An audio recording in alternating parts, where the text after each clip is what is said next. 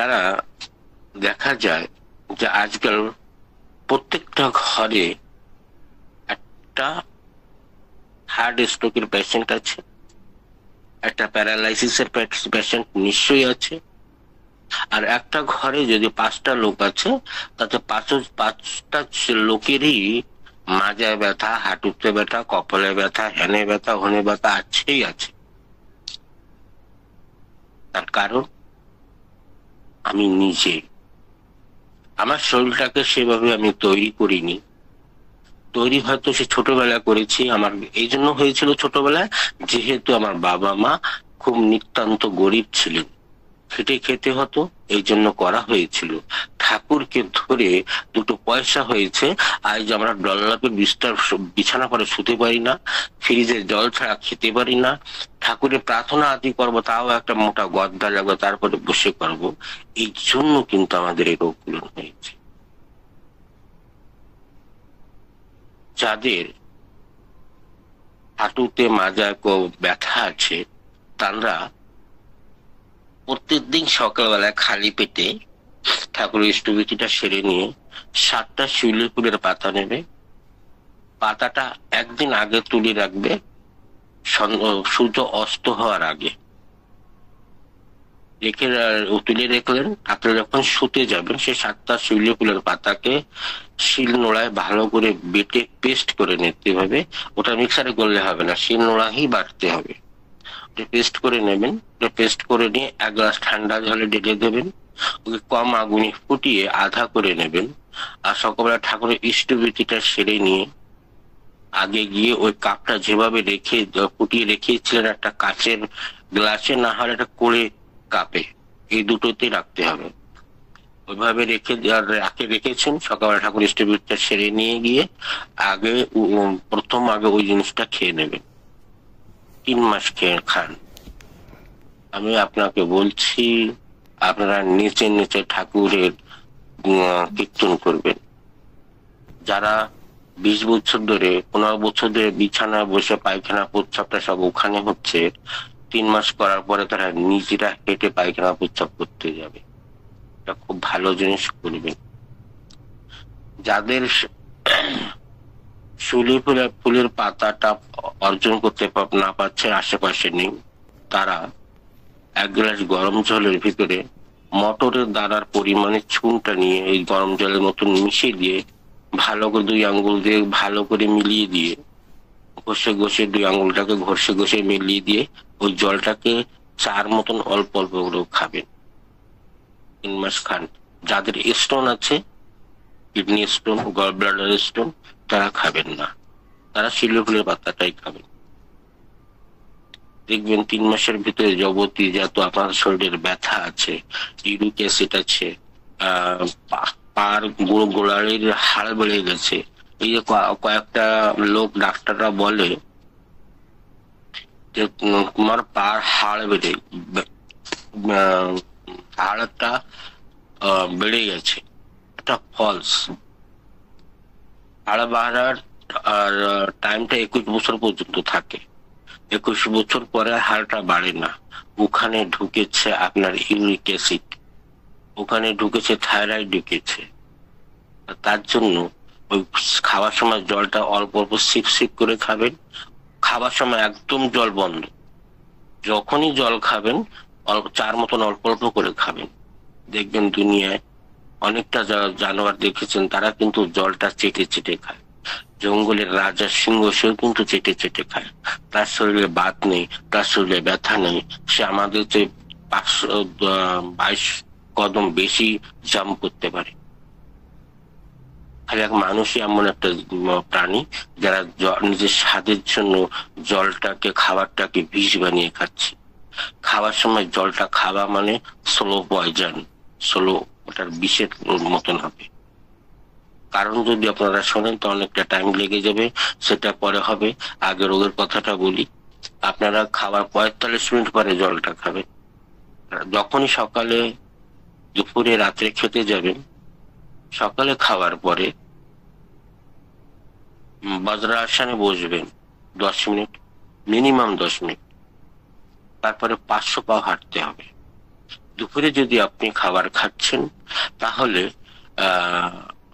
বজ্রাসনে বসে left কার্ভাটের left সাইডে বাও সাইডে 20 মিনিট শুতে হবে। চিত হয়ে শুলে হবে না, রাইট সাইডে শুলে হবে না, লেফট কার্ভাটে শুতে হবে। আর রাত্রে যখন খেতে যাচ্ছেন, তার আমি অবশ্য খাই না, আমার 24 আওয়ারে 24 ঘন্টা আমি একবার খাবার খাই। খাবার রেডি হচ্ছে 9:30-র ভিতরে, 9টার ভিতরে আমি খেয়ে নেবো, আর কালকে খাবো। সারাদিনে আমার আর কিছু চাই না, আর আমি ভালো আছি। পরম পিতা দয়া ওনার আশীর্বাদে, আপনাদের নিষ্কাম প্রার্থনায় ঠাকুরের কাছে আমার শরীরে বাত নেই, রোগ নেই, বিপি নেই, সুগার নেই, আমার কিছু নেই, ভালো আছি। যেহেতু রাত্রে কেন খেতে মানা করেছি, যে রাত আমাদের পেটটা, আমাদের শরীরটা প্রকৃতি হিসেবে বানানো। যখনটা সূর্য থাকবে ততক্ষণ আমাদের পেটে একটা আগুন চলে। যে আগুনটা কেমন, ওই আগুনটা খাবারটাকে কি করে, ওকে হজম করে ওর থেকে যে ভিটামিন, প্রোটিন, যে সূক্ষ্ম যেটা অর্গানসের দরকার, সেটা কিন্তু পাঠিয়ে দেয়। আর যেটা ফলস জিনিস, যেটা খারাপ জিনিস, বেস্টের জিনিস, সেটাকে স্টুডির দ্বারা বাইরে বের করে দেয়। আর তাহলে সূর্য যতক্ষণ থাকছে ততক্ষণ আমাদের পেটে পচন ক্রিয়াটা আছে জীবিত। যেমন যতক্ষণ লাইট আছে ততক্ষণ পাংখাটা ঘুরছে, সুইচটা অফ করে দেওয়ার পরে কিন্তু পাংখাটা ঘুরছে না। তেমনি যতক্ষণ সূর্য আছে ততক্ষণ আমাদের পেটে পাচন ক্রিয়াটা চলছে, ওকে মজ্জা বানানোর জন্য চলছে খাবারটাকে। কিন্তু যখন সূর্য অস্ত হয়ে গেল তখন স্টপ হয়ে গেলে আপনি খাবার খেয়ে ওই পেটের ভিতরে জাম করছেন। পেটের ভিতরে জাম করার পরে যে পচা জিনিসটা যেখানে থাকবে, তখন সেটা তো হজম হচ্ছে না, সেখানে সেটা পচছে। পচা জিনিসটা যখন পেটে থাকবে, তা আপনার থাইরয়েড হবে, সুগার হবে, কোলেস্ট্রল হবে, হার্ট অ্যাটাক হবে, জয়েন্ট পেন হবে, ইউরিক অ্যাসিডটা বাড়বে। সব রোগটা ওই খাবার থেকে হচ্ছে। তাহলে আমাদের কি করা উচিত? রাত্রের খাবারটা যদি আপনারা না পাচ্ছেন তো প্রার্থনার পরে সেরে নেবেন, খাবারে 500 পা হাঁটবেন।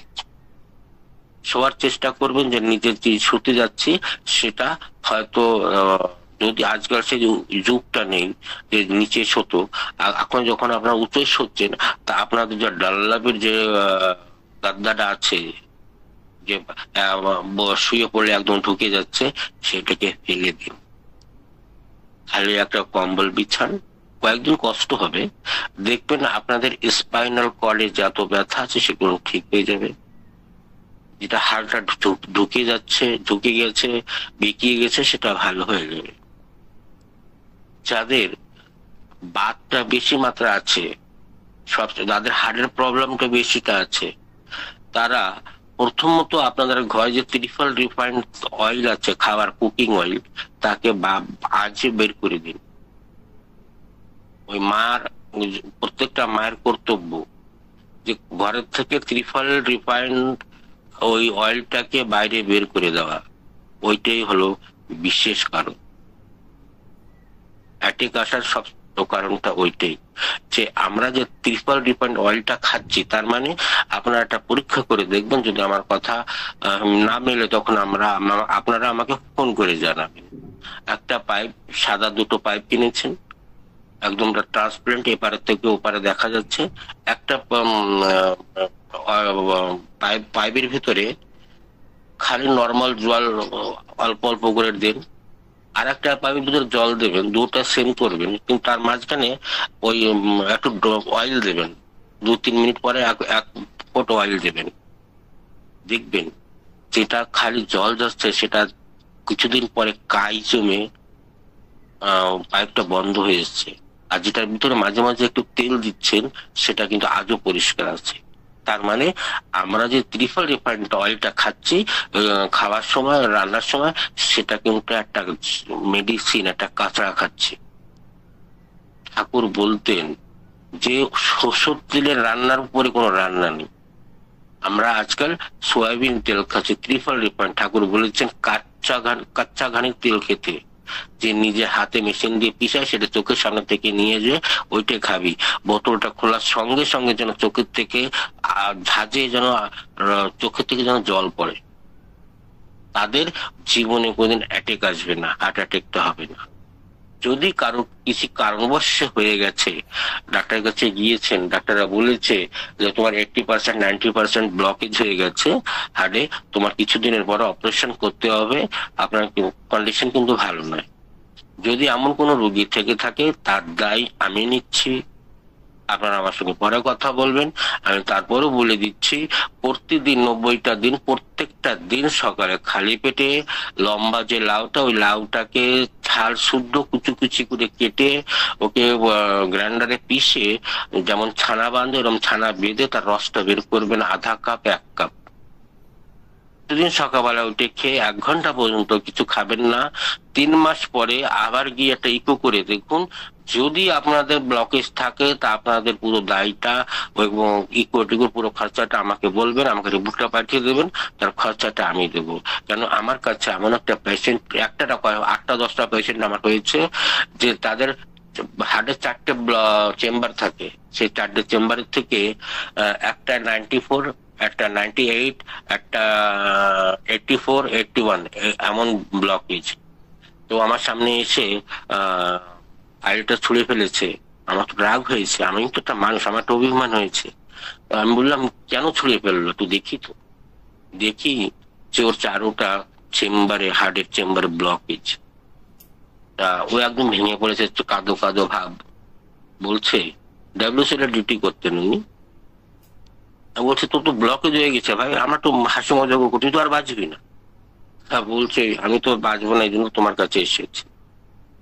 আমি তো আমার কাছে আসলে কি হবে, তুই তো কি মরে গেছিস। তা বলে কোনো উপায়? আমি বলছি একটা উপায় আছে। বলে কি?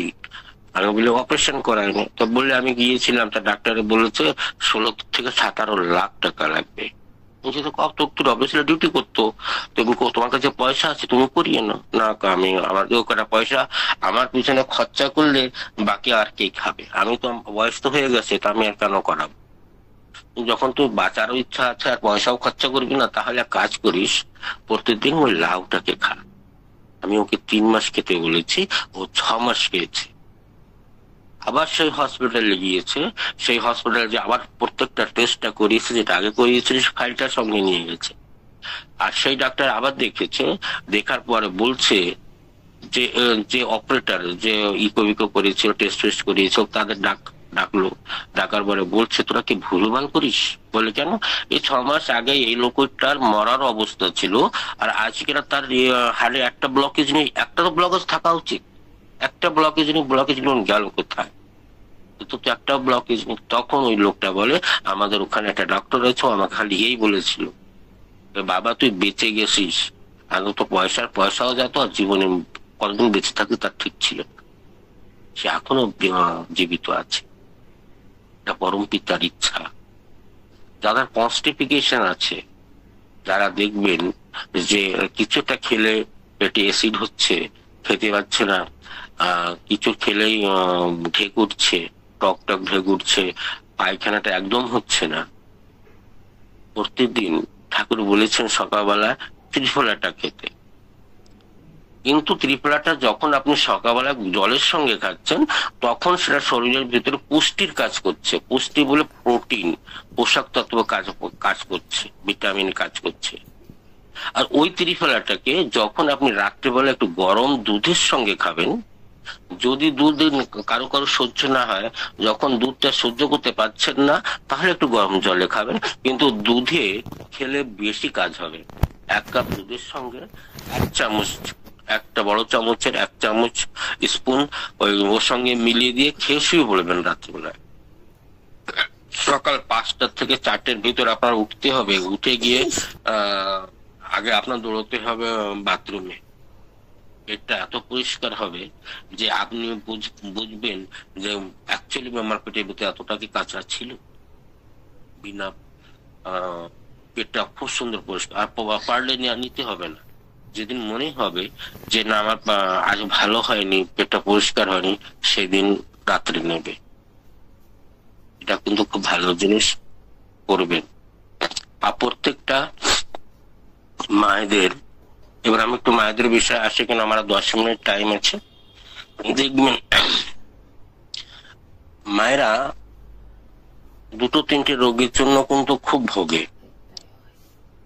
একটা, তাদের মুখে মাছতে পড়ে যায় কালো কালো দাগ। দাদাদের পক্ষে হয়, কিন্তু দাদাদের পক্ষেটা অতটা বোঝা যায় না, কিন্তু মায়েদের পক্ষেটা দূর থেকে দেখলে বোঝা যায় একটু কালো কালো স্পট হয়ে গেছে, মেলাজমা হয়ে গেছে, কালো কালো দাগ পড়ে গেছে ধাব্বা ধাব্বা। ওটার জন্য বলি, প্রতিদিন রাত্রেবেলা যখন শুতে যাবেন একটু দেশি গায়ের ঘিটা মুখে একটু 5 মিনিট লাগিয়ে একটু মাসাজ করে নেবেন আর শুয়ে পড়বেন। সাবানটা একদম লাগাবেন না। গত 10 বছর ধরে আমি কিন্তু সাবানটা ইউজ করি না, আমার ঘরে কেউ ইউজ করে না। আর সাবানটা একদম ইউজ করবেন না। ঠাকুর চান করা শিখিয়ে দিয়েছেন, সেটা তো আমরা দেখছি না। ওই যে দেখেন না ইউটিউবে ঠাকুর চৌবাচ্চার দিকে ছোটটা তালাবে চান করতে লেমে একটা গামছা ভিজিয়ে ডলে নিয়ে আবার আরেকটা ডুব দিয়ে বেরিয়ে এসেছিলেন। ঠাকুরের কালারটা তো আমি তো নিজের চোখে দেখিনি, কিন্তু লোকে বলে যে টক টক করতো, একটা চিমটি দিতে যেন রক্ত বেরিয়ে যাবে না, এমন সুন্দর ছিলেন। কিন্তু সাবানটা ভালো নয়, ওতে অনেকটা কেমিক্যাল আছে, তার আপনার ন্যাচারাল কালারটাকে কিন্তু ড্যামেজ করে দেয়। তারপরে ওই সোরাইসিস হবে, একজিমা হবে, ফাঙ্গাল ইনফেকশন হবে, তখন ডাক্তারকে পয়সা দিয়ে দিয়ে আপনারা হেরে যাবেন। যাদের একজিমা আছে, ফাঙ্গাল ইনফেকশন আছেন, তারা আমার সঙ্গে হয়তো সবার সঙ্গে না বলতে পারছেন না, পরে আমার সাথে কন্ট্যাক্ট করবেন। আপনাকে আমি কেমন করে ঠিক হয় 21 দিনের ভিতরে সেটা আপনাদের আমি দেখিয়ে দেবো।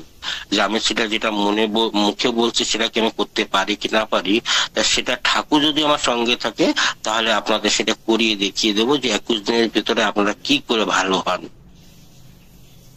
আমার এখানে এমন কোনো দিন নেই যে আমার কাছে 2 থেকে 3টে পেশেন্ট স্ক্রিনে না আসে। যাদের বাতের সমস্যা আছে তারা কিন্তু, যাদের কাছে শিউলিফুলের জোগাড়টা করতে পারছেন না, চুনটা জোগাড় করতে পারছেন না, তারা আমাকে পার্সোনাল কালকেও পাঠিয়েছে। যদি আপনি বলেন যে আমাকে আপনি গল্প করছেন নাকি, তাহলে আমি কালকে যে পোস্টটা করেছি সেই স্পিড পোস্ট, তাতে সেই পরিচিত আমার কাছে আছে, আপনাদের দেখাতে পারি যে এমন কোনো দিন নেই আপনাদের কলকাতায় 2 থেকে 10,000 টাকার মেডিসিন না যাচ্ছে। তারা খেয়ে ভালো আছে, তবেই তা অন্য কেউ এসে আবার তাকে বলছে, অন্য কেউ এসে চাচ্ছে ভালো হয়ে যাচ্ছে, তাদের ইউরিক অ্যাসিডটা বাতটা ভালো হয়ে যাচ্ছে। আর একটা কথা, যে মায়েরা দেখবেন এটা হয়, এটা মায়ের রোগ, আর এটা কোনো লজ্জার কোনো বিষয় না, এটা রোগ তো রোগ, রোগটাকে যত চেপে রাখবেন ততটা বৃদ্ধি পাবে। যে অনেকটা যুবতী মায়েরা আছে যে মাসে একদিন হয়েছে, 3 মাস আর হওয়ার কোনো চান্স নেই, মেনস্ট্রুয়েশন সার্কেলটা। পুরো মায়েদের মাসে 2 থেকে 3 বার হচ্ছে, পুরো মায়েদের কন্টিনিউ 3 মাস চলে যাচ্ছে। ডায়াসমেনোরিয়া, পলিডায়াসমেনোরিয়া এরম যদি হয়, তাহলে প্রত্যেক দিন সকালবেলায় যাদের খুব ব্যথাও হয়, ক্র্যাম্পস আছে, পেটে ব্যথা হচ্ছে, হাঁটাচলা করতে পারছে না, ডাক্তারের কাছে গিয়ে সুই নিতে হয় প্লেটটা যখন স্টার্ট হয় তখন, তাদের জন্য প্রতি সপ্তাহের জন্য একই ওষুধ, খালি ওর রুলসটা একটু চেঞ্জ। এটা আমি বলে দিচ্ছি, আপনারা লিখে রাখবেন। যে যাদের মাসে 2-3 বার হচ্ছে, তারা প্রত্যেক দিন সকালে খালি পেটে ঠাকুর ইষ্টবিধিটা সেরে নিয়ে 1 গ্লাস জলটাকে ফুটিয়ে নেবেন, তার ভিতরে একটু দেশি গায়ের ঘি ওই 1 চামচ ওর ভিতরে ঢেলে দিয়ে আর এক ফুট দিয়ে নেবেন, আর একটা যেন জাল দিয়ে যেন ফুটিয়ে নেওয়ার পরে ওটাকে রেখে দেবেন। যখন ঠান্ডা হয়ে যাবে, যতটা গরম খেতে পারবেন ততটা ঠান্ডা হয়ে যাওয়ার পরে ওইটাকে 4 মতন অল্প অল্প করে খাবেন, 1 ঘন্টা কিছু খাবেন না।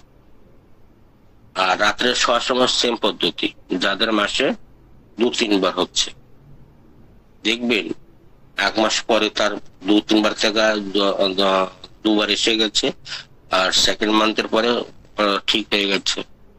আর থার্ড মাসে এই জন্য করতে হবে যে যেন রিটার্ন না করে, ওটা হয়ে যাবে। আর যাদের একদম 2-3 মাস হচ্ছেই না, তারা কন্টিনিউ সকালে বিকালে উঠে চালিয়ে যাবে প্রত্যেকটা দিন। আর এটা এটা যেটা আগে বলেছি সেটা কবে, যেদিন স্টার্ট হবে মায়েদের সেদিন থেকে নিয়ে যে কয়দিন চলবে সে কয়দিন। কিন্তু যাদের ডায়াসমেনোরে একদম হচ্ছে না, 2-3 মাস 3 মাস হচ্ছে না, 6 মাস হচ্ছে না, যতদিন না হবে স্টার্ট হবে ততদিন কিন্তু চালিয়ে যাবে। আর যখন স্টার্ট হয়ে গেছে তখন ওই গায়ে ঘির জল, গরম জল আর গায়ে ঘিটাকে যে কদিন চলবে সে কদিন আলো চালাতে হবে। এভাবে 3 মাসটা চালিয়ে যান, দেখবেন তারা একদম ভালো হয়ে গেছে। এটা মায়েদের পক্ষে খুব কিন্তু একটা বিশাল কন্ডিশন। অনেকটা মায়েদের ব্রেস্টে, দুগ্ধর যে ব্রেস্টে অনেকটা গাঁট হয়ে যায়, কাকে অনেকটা টিউমার হয়ে যায় চানরা। আর টিউমার খালি ব্রেস্টে কেন, অনেকটা মায়েদের দেখবেন যে ইউটেরাসের ভিতরে, বাচ্চাদের ভিতরে ডাক্তারের কাছে গিয়েছেন, সোনোগ্রাফি করতে বলেছে, আর আপনাদের পেটটা ওই হচ্ছে না, আর হলে বেশি হচ্ছে, আর একদমই বন্ধ হয়ে গেছে। তার কারণ কিন্তু ওই যে আপনাদের বাচ্চাদের ভিতরে যে গাঁটটা হয়েছে, সোরাইসিস, ওই টিউমার টাইপের হয়েছে, আহ, আহ, ওটা ওর জন্যই হচ্ছে। কিন্তু তারা প্রত্যেকটা দিন সকালে খালি পেটে ওই যে চুন বলেছিলাম যে মটরের দানার পরিমাণ, ওইটা খাবে সকালবেলা খালি পেটে, আর 1 ঘন্টা কিছু খাবেন না। 3 মাস পরে আবার একটা সোনোগ্রাফি করিয়ে দেখবেন যে আপনাদের ওই সিস্ট, আপনাদের ওই টিউমারটা, আপনাদের ওই মাংসের দলাটা নির্ময় হয়ে গেছে ওখান থেকে, উইদাউট অপারেশনে। বড় বড় ডাক্তারের কাছে গেলে বলবে যে আপনার বাচ্চাদানটা ফেলে দিতে হবে। যদি সেটা ফেলেই দিতে হতো, ঠাকুর আপনার শরীরে দিল কেন? যাদের স্টোন আছে তারা চুনটা খাবে না, আর যাদের স্টোন আছে তারা হোমিওপ্যাথিক 2টো মেডিসিন লিখে রাখুন, চীনা আর একটা কি বলে বারবারিস। এই 2টো মেডিসিনকে সকালে 10 ফোঁটা, বিকালে 10 ফোঁটা, 10 বুঁদ আধা কাপ জলের সঙ্গে মিলিয়ে খান। আপনি দাদাদের হোক মায়েদের হোক, দেখবেন প্রস্রাব করার পরে, প্রস্রাব করার টাইমে 10 থেকে 15 দিন পরে দেখবেন পাথরগুলো ছুটে ছুটে বেরিয়ে যাচ্ছে। যাদের গল ব্লাডার স্টোন আছে, ওটা কিন্তু বেরোনোর কোনো রাস্তা নেই। অ্যালোপ্যাথিক ডাক্তারের কাছে গেলে ওটা অপারেট করে পিত্তটাকে বাইরে ফেলে দেবে। কিন্তু ওরা একটা রাস্তা বলে দিচ্ছে, ঘন্টা জবার ফুল। দেখবেন ঘন্টা জবা পাওয়া যায়, ঘন্টা জবার ফুলটাকে মেডিকেল স্টোরে গিয়ে বলবেন যে ঘন্টা জবার ফুলের পাউডারটা দাও। আমাদের এইখানে বলে কি যেন বলে, আমাদের এখানে অন্য নাম, ওখানে আপনাদের ওখানে কি নামে সেটা আমার জানা নেই। আপনারা যদি বলেন তো আমি ফটো পাঠিয়ে দেবো, ওটা ওখানে দেখে নেবেন। ওখানে পাউডারটাকে 3 দিন কন্টিনিউ, 3 দিন রাত্রে শোয়ার সময় বড় চামচ আর 1 চামচ মুখের ভিতরে ছুঁড়ে ফেলবেন, আর পিছনে থেকে গরম জল খেয়ে নেবেন। দেখবেন যে কিছুদিন পরে আপনাদের ওই ব্যথাটা একটু বাড়বে, 3 দিনের ভিতরে বাড়ার পরে টুকরো হয়ে আস্তে আস্তে বেরিয়ে যাবে। কেন গল ব্লাডার যে মুখটা একদম চুলের বরাবর মুখটা, ওখান থেকে বেরোতে টাইম লাগবে, কিন্তু বেরিয়ে যায়, উইদাউট অপারেশনে ভালো হয়ে যাবে। যাক, আমার সময় প্রায় শেষ হয়ে এসেছে। আর একটা কথা বলি, দেখবেন আমি চ্যাট বক্সে আমার নম্বর দিয়েছি, আর আমার নামও লিখিয়ে দিয়েছি। যতক্ষণ আমি এই আপনাদের সঙ্গে আছি ততক্ষণ ফ্রি অ্যান্ড কস্টে আমি আছি।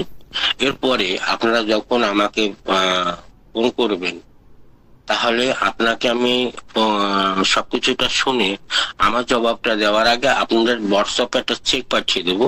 ওই চেকটা ভালো করে যাচাই করে দেখে নেবেন, ভালো করে পড়ে নেবেন। ওটা যদি আমার চেক হয় তাহলে 1 টাকা পাঠাবেন না। আর যদি ওটা চোপনাথ সৎসঙ্গ কেন্দ্র মন্দিরের হয়, ঠাকুরের অ্যাকাউন্ট হয়, তাহলে ওটা আগে প্রণামী দিতে হবে আপনাদের, তারপরে আপনাদের আমি সমাধানটা দেওয়ার চেষ্টা করব। আশা করি আপনাদের আমি ঠাকুরের কথা বলে, ঠাকুরের খাদ্য বিচার নিয়ে আপনাদের আমি বুঝাতে পেরেছি। আপনাদের কতটা লোকের ভালো করতে পেরেছি তা জানি না, কিন্তু যদি মেনে চলেন, একদিন তো বলবেন যে না, ওই দাদাটা এসে আমাদের একটা ভালো দিয়ে গেছে, তাতে আমরা সুস্থ আছি। এইটাই আমার ডিপিবান। সবাই ভালো থাকবেন, সুস্থ থাকবেন, ঠাকুরকে নিয়ে মেতে থাকবেন। জয় গুরু, জয় গুরু, জয় গুরু।